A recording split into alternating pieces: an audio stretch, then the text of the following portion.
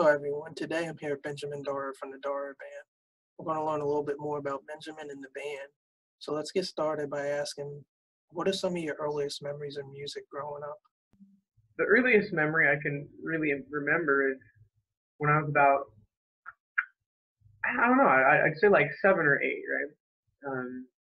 I was a little boy, and my uncle came to visit me from Germany, and I have a half Persian heritage. My family comes from Shiraz in Iran, and just so happens he brought his violin with him, and I'd never heard any music live before in my life.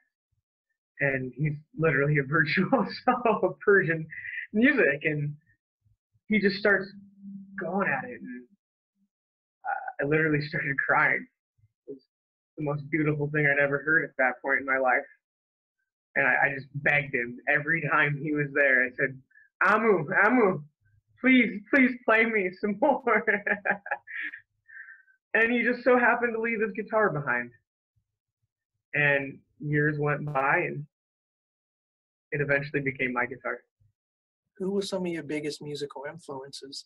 I had a best friend growing up here, and we like listened to the Space Jam soundtrack. And Third Eye Blind was one of our first bands we really got into, and our parents and so forth grew up with diverse backgrounds, and we listened to the Zeppelins and the Zappas and the different people like that growing up, and we started playing music together, and we developed a repertoire, and he really was a huge influence for me in my life. He was a lot further along than I was, and we'd end up starting our first band a few years later. But yeah, so I mean, he was a big influence in my life.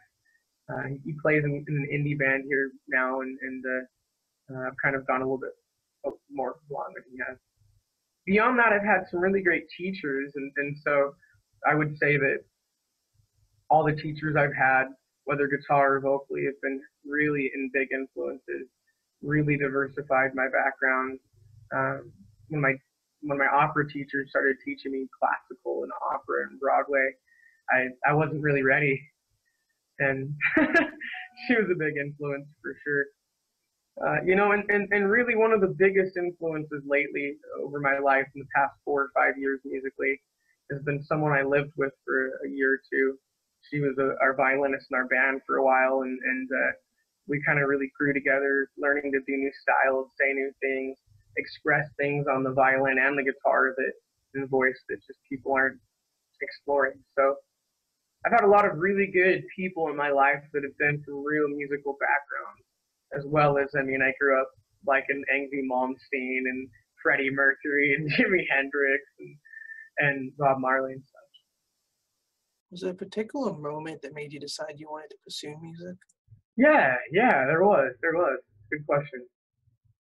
The moment that I decided to pursue music was,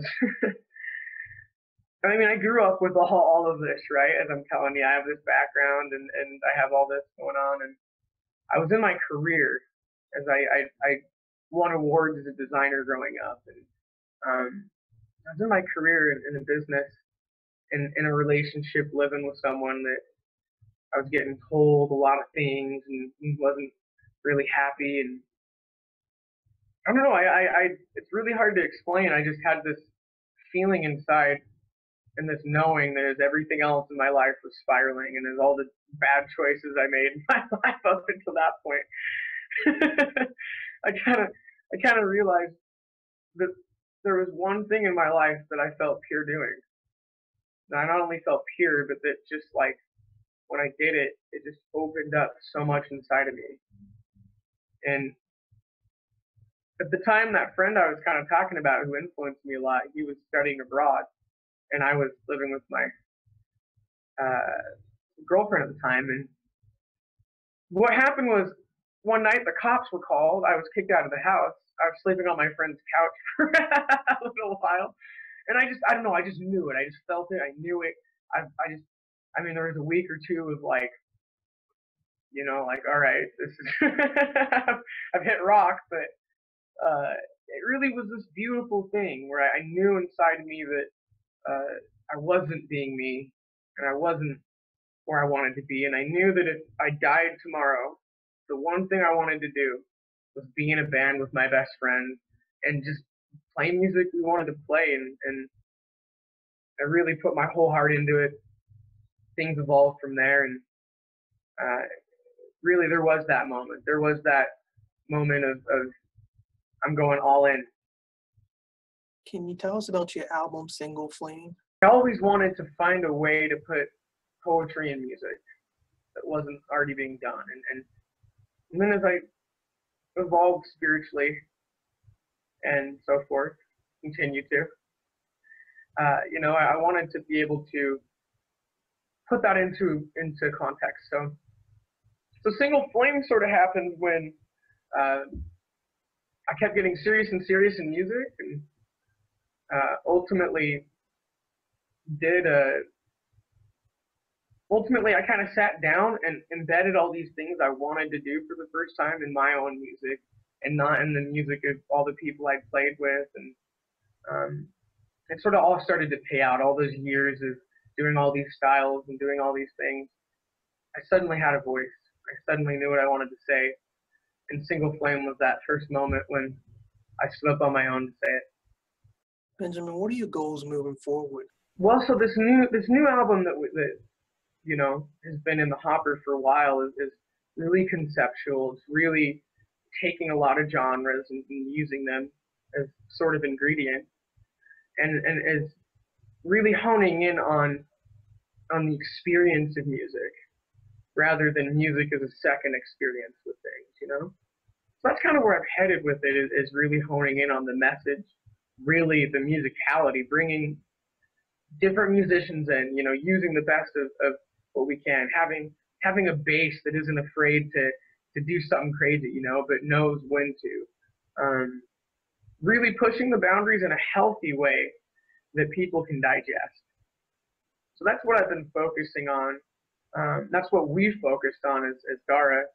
And through testing and through what we've heard from the album when people listen to it, it's producing the effect that we've wanted, which is taking them on sort of a journey through music and using the music to inspire them. Is there something you enjoy outside music your fans might not know about? I really like doing business, honestly. I hated it when I was a kid. My father did business and he ran business, and always tried to get me, oh man, let's go to business. And I'm like, peace, I'm out. And now today, it's crazy. It's like, all right, what are we doing? Who's got a deal? What's on the table? So I love business. I really love to write. I like writing a lot. I like reading literature, poetry. Something that people might not know is I like to express things with music that are outside of music. So there's a lot of extracurricular things that I like to do. I'm a real sporty guy. If there's some kind of a sport event happening and I can play it and there's time, in the past I've been very open to that. So where's the best place for fans to keep up to date with everything Dara has going on? The best place for fans to find our music right now, I would probably say, is through iTunes and Spotify. You can buy it through iTunes, you can stream it through Spotify. YouTube is good too if you want to see the videos and see some other things.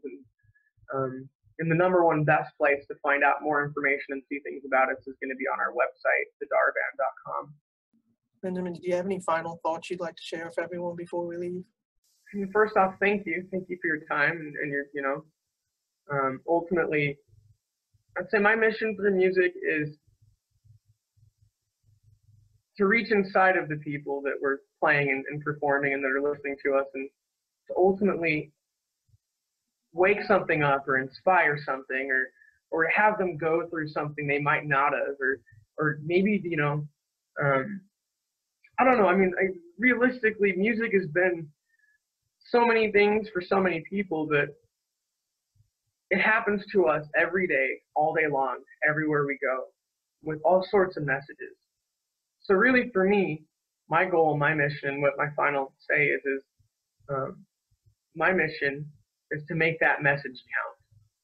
It's to make that music count. It's to make each individual person in each group really connects with the music and really let go of their inhibitions, and by the end of it feel good the next day about where they're going, or make better choices, or make maybe even wrong choices to lead to better choices. So ultimately that's what I'm saying, is surrounded by a bunch of people who are really focused on other aspects. I'd say really inspiring people and seeing the best out of them through the music has been my mission.